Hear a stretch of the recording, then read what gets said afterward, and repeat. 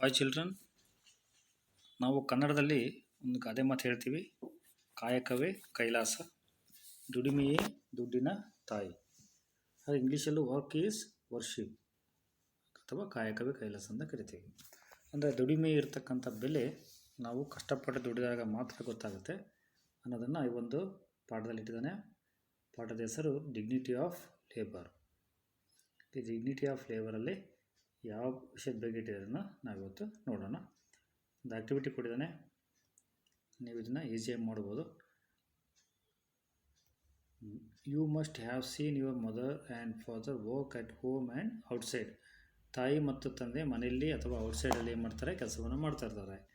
They work hard from morning till night ರಾತ್ರಿವರೆಗೂ ಕೂಡ ಏನು ಮಾಡ್ತಾರೆ, ಕೆಲಸ ಮಾಡ್ತಾನೆ ಇರ್ತಾರೆ.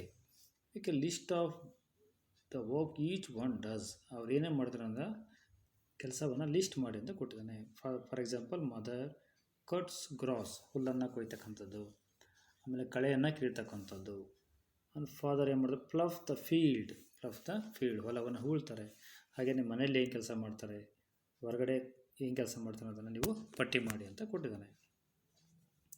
ಲೆಸನ್ ಬಗ್ಗೆ ಬಂದರೆ, once they leave A rich business man. Rich ಅಂದರೆ ಶ್ರೀಮಂತ, ಬಿಸ್ನೆಸ್ ಮ್ಯಾನ್ ಅಂದರೆ ವ್ಯಾಪಾರಿ, ವಾಸ ಮಾಡ್ತಾ ಇರ್ತಾನೆ ಅಲ್ಲಿ. He had a lazy son. Lazy ಅಂದರೆ ಸೋಮಾರಿ, ಸನ್ ಅಂದರೆ ಮಗ.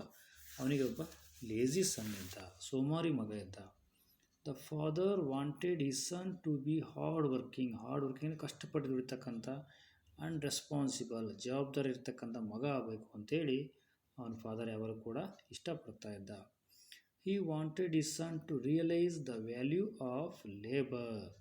ವ್ಯಾಲ್ಯೂ ಅಂದರೆ ಬೆಲೆ, ಲೇಬರ್ ಅಂದರೆ ದುಡಿಮೆಯ ಬೆಲೆ ಅವನಿಗೆ ರಿಯಲೈಸ್, ಅರ್ಥ ಆಗಬೇಕು ಅನ್ನೋದನ್ನು ಅವನೇ ಮಾಡ್ತಾ. He wanted always. ಯಾರು? ಆ ಹುಡುಗನ ತಂದೆ.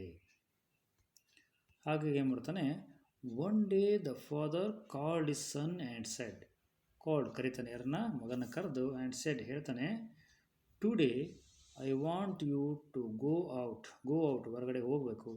And earn something. ಅರ್ನ್ ಅಂದರೆ ದುಡಿಮೆ, ದುಡ್ಕೊಂಡು ಬರಬೇಕು. ಸಮಥಿಂಗ್, ಸ್ವಲ್ಪನಾದರೂ ನೀನು ದುಡ್ಕೊಂಡು ಮನೆಗೆ ಬರಲೇಬೇಕು. ಅದರ್ವೈಸ್, ಇಲ್ಲಾಂದರೆ you won't be given food tonight. You wouldn't be given food tonight. ಈ ರಾತ್ರಿ ನಿನಗೆ ಫುಡ್ಡನ್ನು ಕೊಡೋದಿಲ್ಲ, ಊಟವನ್ನು ಕೊಡೋದಿಲ್ಲ ಅಂತ ಹೇಳ್ತಾನೆ.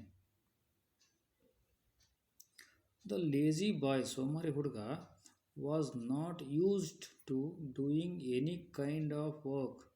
ಯಾವತ್ತೂ ಕೂಡ ಯಾವುದೇ ರೀತಿಯ ಕೆಲಸವನ್ನು ಅವನು ಯಾವತ್ತೂ ಮಾಡಿರಲಿಲ್ಲ. ದಿಸ್ ಡಿಮ್ಯಾಂಡ್, ಈ ತಂದೆ ಏನು ಮಾಡ್ದ, ಬೇಡಿಕೆ ಇಟ್ಟ, ಏನಂತ? ನೀನು ದುಡ್ಕೊಂಬ ಅಂತೇಳಿ. This demand by his father scared ಅಂದರೆ ಹೆದರಿಸ್ಬಿಡ್ತು, ಹೆದರಿಕೆ ಆಗ್ಬಿಡ್ತು, ಅವನಿಗೆ ಭಯಪಡಿಸ್ತು. ಸ್ಕೇರ್ಡ್ ಹಿಮ್, ಆ ಒಂದು ಡಿಮ್ಯಾಂಡ್ ಇತ್ತಲ್ಲ, ಫಾದರ್ ಡಿಮ್ಯಾಂಡ್ ಅವನಿಗೆ ಭಯವನ್ನು ಉಂಟು ಮಾಡ್ತು. ಹಿ ವೆಂಟ್ ಕ್ರೈಯಿಂಗ್ ಅಂದರೆ ಅಳೋದು.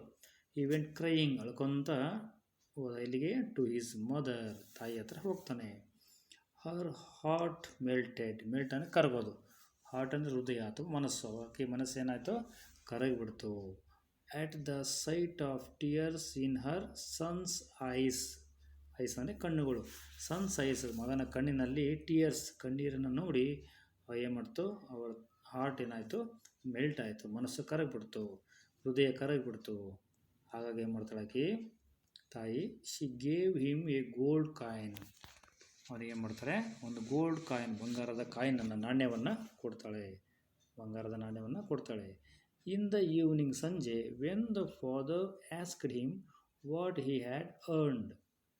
ಆಸ್ಕ್ಡ್ ಹಿಮ್, ಕೇಳ್ತಾನೆ ಯಾವಾಗ, ವಾಟ್ ಹಿ ಹ್ಯಾಡ್ ಅರ್ನ್ಡ್, ಏನನ್ನು ಗಳಿಸ್ಕೊಂಬಂದಿದೆ ಅಂತ ಕೇಳ್ತಾನೆ. ಹಿ ಶೋಡ್ ಅಂದರೆ ತೋರಿಸು ಅಥವಾ ಪ್ರದರ್ಶನ ಮಾಡೋದು, ಪ್ರದರ್ಶಿಸ್ತು. ಏನನ್ನು? ಹಿ ಶೋಡ್ ದ ಗೋಲ್ಡ್ ಕಾಯಿನ್, ಅವನು ಬಂಗಾರದ ನಾಣ್ಯವನ್ನು ಅವ್ರ ತಂದೆಗೆ ಏನು ಮಾಡ್ತಾನೆ, ತೋರಿಸ್ತಾನೆ. ಆ ತಕ್ಷಣ ಏನು ಮಾಡ್ತಾನೆ ತಂದೆ, ಫಾದರ್ ಏನು ಮಾಡ್ತಾನೆ, the father asked him to throw it in to the well in front of the house. In front ಅಂದರೆ ಮುಂಭಾಗ, ಆಫ್ ದೇರ್ ಹೌಸ್, ಮನೆ ಮುಂದಿರ್ತಕ್ಕಂಥ. ವೆಲ್ ಅಂದರೆ ಬಾವಿಗೆ ಥ್ರೌ ಮಾಡು ಅಂದರೆ ಎಸೆ, ಅದನ್ನು ನೀನು ಕಳಿಸ್ಕೊಂಬಂದಿಲ್ಲ ಆ ಹಣವನ್ನು, ಗೋಲ್ಡ್ ಕಾಯಿನನ್ನು ಎಸೆದು ಬಿಡು ಅಂತ ಹೇಳ್ತಾನೆ. The son did as he was told.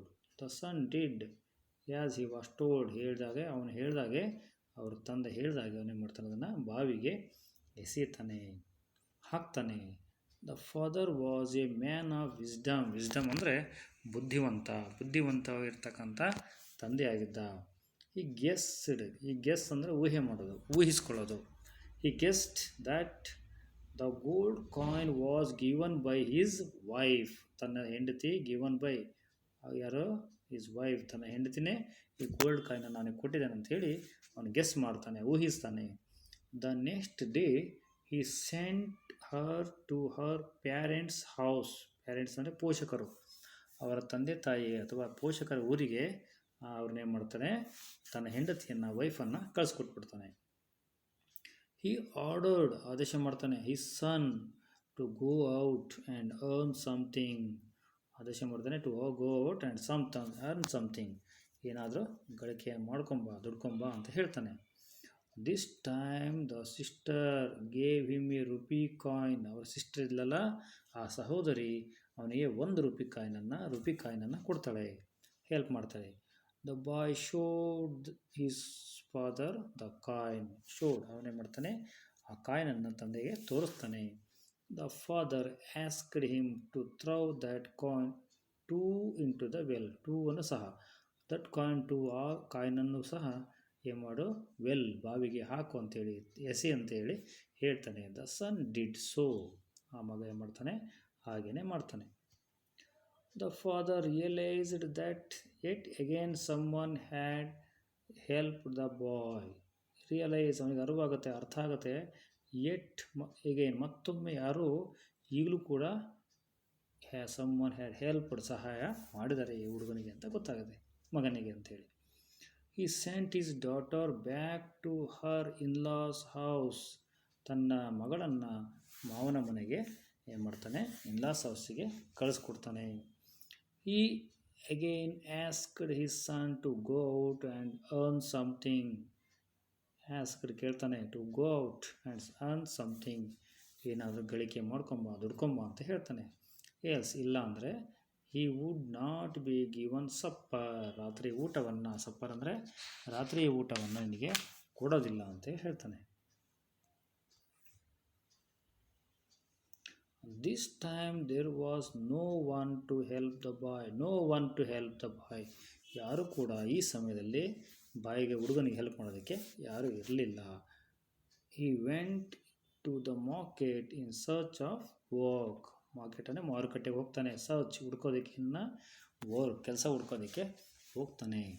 ಈ ಶಾಪ್ಕೀಪರ್, ಒಬ್ಬ ಅಂಗಡಿಯವ ಏನು ಮಾಡ್ತಾನೆ, ಆಫರ್ ಮಾಡ್ತಾನೆ, ಅವನಿಗೆ ಪ್ರಸ್ತಾಪ ಮಾಡ್ತಾನೆ. Him 2 rupees for carrying his bag to his house. ಆ ಬ್ಯಾಗನ್ನು, ಚೀಲವನ್ನು ತಗೊಂಡು ಆ ಮನೆಗೆ ಇಡೋದಕ್ಕೆ, ಹೌಸ್ಗೆ ಅಂದರೆ ಅವ್ರ ಮನೆಗೆ ತಗೊಂಡೋಗೋದಕ್ಕೆ 2 rupees ಕೊಡ್ತೀನಿ ಅಂತೇಳಿ ಆ ಹುಡುಗನಿಗೆ ಆಫರ್ ಮಾಡ್ತಾನೆ. The boy accepted the offer. Accept ಅಂದರೆ ಸ್ವೀಕರಿಸೋದು. ಆ ಆಫರನ್ನು, ಆ ಒಂದು ಪ್ರಸ್ತಾಪವನ್ನು ಒಪ್ಕೊತಾನೆ, ಸ್ವೀಕರಿಸ್ತಾನೆ.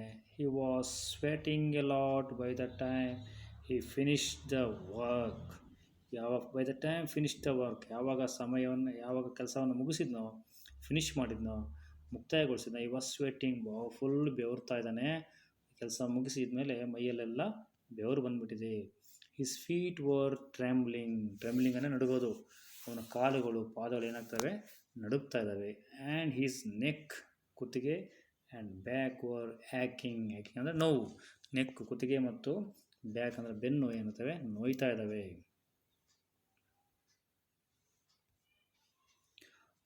He returned home and handed the 2 rupee coin to his father. ವಾಪಸ್ ಬಂದ ಇಲ್ಲಿಗೆ, ಮನೆಗೆ ಬಂದು, ಒಪ್ಪಿಸ್ತಾನೆ. ಯಾರಿಗೆ? ತಂದೆಗೆ 2 rupee ಕಾಯಿನನ್ನು ಒಪ್ಪಿಸ್ತಾನೆ, to his father. His father asked him to throw it in to the well. ಬಾವಿಗೆ ಎಸಿ ಅಂತೇಳಿ ಹೇಳ್ತಾನೆ. ದ ಬಾಯ್ ಕ್ರೈಡ್, ಕೂಗ್ತಾನೆ, ಚೀರ್ತಾನೆ. Out in pain and said, ನೋವಿನಿಂದ ಕೂಗಿ ಹೇಳ್ತಾನೆ. And said, father, I earn this money. ನಾನು ಈ ಹಣವನ್ನು ದುಡಿದಿದ್ದೀನಿ. My entire body is aching. ನನ್ನ ಪೂರ್ತಿ ಬಾಡಿ ಇದೆಯಲ್ಲ, ದೇಹ ಏನಾಗ್ತಿದೆ, ಆ್ಯಕಿಂಗ್, ನೋಯ್ತಾ ಇದೆ. My palms have rashes. Palms ಅಂದರೆ ಕೈಗಳು, ಅಂಗೈ ಇರುತ್ತಲ್ಲ ಅವು ರ್ಯಾಷಸ್ ಗುಳ್ಳೆ ಆಗಿದ್ದಾವೆ, ಎಲ್ಲ ಗುಳ್ಳೆ ಆಗಿಬಿಟ್ಟು ಏನಾಗಿದೆ, ಕಷ್ಟಪಟ್ಟು ಕೆಲಸ ಮಾಡಿದ್ದೀನಿ, ಕೈಯೆಲ್ಲ ಗುಳ್ಳೆ ಆಗಿದ್ದಾವೆ, ರ್ಯಾಷಸ್ ಆಗಿದ್ದಾವೆ. And you are asking me to throw my hard earn money. ನೋಡಿ, ಹಾರ್ಡ್ ಅರ್ನ್ಡ್ ಅಂದರೆ ಕಷ್ಟಪಟ್ಟು ದುಡಿದಿರ್ತಕ್ಕಂಥ, ಗಳಿಸಿರ್ತಕ್ಕಂಥ ಮನಿಯನ್ನು, ಹಣವನ್ನು ಇಂಟು ದ ವೆಲ್ ಎಸೆಯೋದಕ್ಕೆ ಹೇಳ್ತೀಯಾ ಅಂತ ಹೇಳ್ತಾನೆ. ಯಾರು? ಆ ಬಾಲಕ. The business man was happy. ಆ ಬಿಸ್ನೆಸ್ ಮ್ಯಾನಿಗೆ, ವ್ಯಾಪಾರಿಗೆ ಖುಷಿಯಾಗುತ್ತೆ. His son had realised the value of hard work. ನನ್ನ ಮಗನಿಗೆ ರಿಯಲೈಸ್, ಅರ್ಥ ಆಗಿದೆ ಅದರದ್ದು ವ್ಯಾಲ್ಯೂ ಆಫ್ ಹಾರ್ಡ್ ವರ್ಕ್. ಕಷ್ಟಪಟ್ಟು ದುಡಿದಾನೆ ಅಂದರೆ ದುಡಿಮೆಯ ಬೆಲೆ, ಹಾರ್ಡ್ ವರ್ಕಿನ ಬೆಲೆ ಗೊತ್ತಾಗಿದೆ, ವ್ಯಾಲ್ಯೂ ಗೊತ್ತಾಗಿದೆ ಅಂತ ಹೇಳ್ತಾನೆ. The son promised never to be lazy. Promise ಮಾಡ್ತಾನೆ, ಭರವಸೆ ಕೊಡ್ತಾನೆ ಮಗ, ಏನೋ ನೆವರ್ ಟು ಬಿ ಲೇಜಿ, ಯಾವತ್ತೂ ನನ್ನ ಮೇಲೆ ಸೋಮಾರಿಯಾಗಿ ಇರೋದಿಲ್ಲ ಅಂಥೇಳಿ. The father handed over the keys of his shop. Handed ಅವನ ಕೈಗೆ ಕೊಡ್ತಾನೆ, ಇನ್ನು ಕೀಸ್ ಆಫ್ ಹಿಸ್ ಶಾಪ್, ಅಂಗಡಿಯ ಕೀಯನ್ನು ಅವನ ಕೈಗೆ ಒಪ್ಪಿಸ್ತಾನೆ, ಹ್ಯಾಂಡ್ ಮಾಡ್ತಾನೆ ಟು ದ ಸನ್, ಮಗನಿಗೆ ಕೊಟ್ಟು ಇನ್ನು ಮುಂದೆ ಅಂಗಡಿಯನ್ನು ನೀನೇ ನಡೆಸು ಅಂತೇಳಿ ಹೇಳ್ತಾನೆ. ಹೀಗಾಗಿ ಅವನು ದುಡಿದ ಮೇಲೆ ಆ ದುಡ್ಡಿನ ಮಹತ್ವ ಗೊತ್ತಾಗುತ್ತೆ. ಹಾಗಾಗಿ ಅವನ ಅಂಗಡಿಯನ್ನು ಇನ್ಮೇಲೆ ಸರಿಯಾಗಿ ನಡೆಸ್ಕೊಂಡು ಹೋಗ್ತಕ್ಕಂಥ ವ್ಯಕ್ತಿ ಆಗ್ತಾನೆ ಅನ್ನೋದು ಅವರ ತಂದೆಯ ಕಲ್ಪನೆ ಆಗಿರುತ್ತೆ. ಇದು ಈ ಒಂದು ಪಾಠದ ಅರ್ಥ. ಯಾವತ್ತು ದುಡಿದಿರ್ತಕ್ಕಂಥ, ಸ್ವಂತ ದುಡಿದಿರ್ತಕ್ಕಂಥ ಹಣಕ್ಕಿರ್ತಕ್ಕಂಥ ಮಹತ್ವ ಬೇರೆಯವ್ರಿಗೆ ಕೊಟ್ಟಾಗ ಅಷ್ಟು ಇರೋದಿಲ್ಲ. ಅದಕ್ಕೆ ನಾವು ಯಾವತ್ತೂ ದುಡಿಮೆಯನ್ನು ನಾವು ಕಡೆಗಣಿಸ್ಬಾರ್ದು.